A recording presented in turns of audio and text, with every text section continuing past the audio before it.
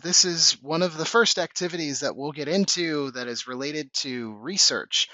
A lot of times people don't know what they don't know. There's a lot to cover here, but I'm going to run through as fast as I can.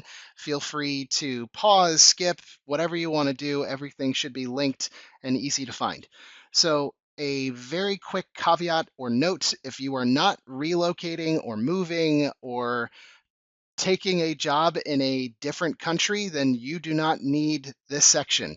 If you are looking to move abroad, if you're American looking to move to Europe and you don't have an EU passport or an EU residency, then this is for you. If you are living in Europe and you don't want to move out of Europe, then this section is not for you. Moving on. So let's start with familiarizing yourself with your options. So there's a lot of different ways to build out these lists. I've taken the time to do that. This is all of the different countries in Europe that are broken down by EU or not EU. And these are the majority of the country websites that you can go to and find out about the different types of visas. There is a lot of information here, and feel free to look through the countries that you're curious about. Honestly, it's sometimes throwing a dart at a map. Some people are like, I just want to go. And I have different ways of looking into that so that we can agree on kind of best practices. The most important thing is to narrow down your top 5 countries. So I would say you could certainly look at options such as a digital nomad. A digital nomad allows you to work inside of the country, receive payments, and also be able to live and take advantage of what everybody else would if they were a full-time resident. This is a resource that I put together that is breaking down the different digital nomad visas by continent and then breaking it down by individual country and then going into what the visa actually entails, some information behind that visa, if there's a fee associated, the duration that that visa lasts for. Not every visa is just extended endlessly. There's lots of different ways of renewing these so that you could stay for a long time, the minimum requirements on income. And by the way, all of this stuff changes almost overnight. So whenever you're watching this, in all likelihood, this stuff has changed. So you have to do your own research. So I provided some information and some different ways of doing that. One way of doing it is to go through some of these resources and basically look at maybe they're updated, maybe they're not, guides on these individual countries. It's really important to build a list of questions.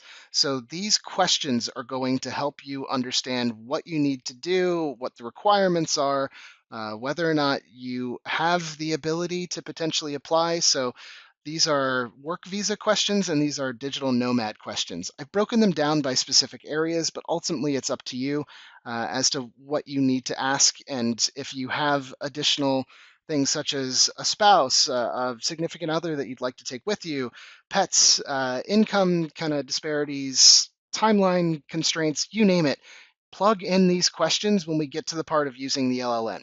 So for this, I used DeepSeek's R1 version that allows you to basically do research on top of it. It is, I would say, at the current date, the best version that is cheap or free that allows you to get a crazy amount of research done. So what I've done for you, I'm going to demonstrate really fast, and hopefully you get the idea based off of that. So I put together a prompt that allows you to take the individual country that you have selected for. So this prompt has sections in green that you need to adjust for. So this is about you, the individual. So if you are not single, then change that. If you are not American, change that. Um, yeah, like this should be self-explanatory, but yeah, go for it. Then at the very bottom, you're going to change the country. So I'm going to copy all this good stuff, copy, and then I'll head over to DeepSeek, paste. And let's say the country that I would like to move to is Italy, just off the top of my head. Again, I would pick your top 5 because opportunities may be limited, or it might turn out that there isn't the type of visa that would allow you to get into a company that or a digital nomad situation. You have to do your own research, but this is how you do the research. So you can see that it is currently walking through the process of thinking, which is wild. Welcome to the future. And it's starting to build out the individual elements based off of the super detailed prompt that I've asked for. And if it doesn't, then I'll start to kind of curtail or adjust based off of what it spits out. Again, these things are not always the fastest, but I am getting a lot more done than what manually I would be able to do. So, yeah, great. And now you can see that it is putting together the types of visas and giving me the URLs where I can go check out information on these visas. The hope is that you're getting government websites and not just some blog. This isn't a foolproof method, but this does speed up a lot of research. So I'm hoping this will be valuable for you. And then what I would end up doing is copying all of this, and I would throw that into my copy of my research. So this visa Q&A, I would Control Shift V. So now I have country one is Italy, and boom, I've done my research, which is pretty good. Now I have to read it, obviously, but I know that some of these may or may not be an opportunity for me. I have to dig in. I don't have 250,000 euros, so the investor visa, that ain't it for me. You get the concept. It's not that hard to plug in the countries of interest and build this out on your own. Again, stuff changes so fast. It's crazy.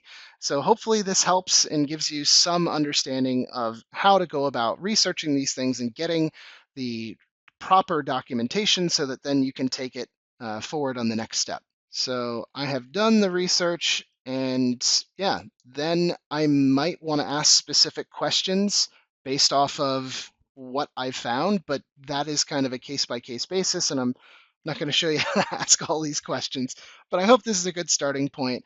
Let me know if it isn't inside of the community, but yeah, that's the activity for doing the visa research.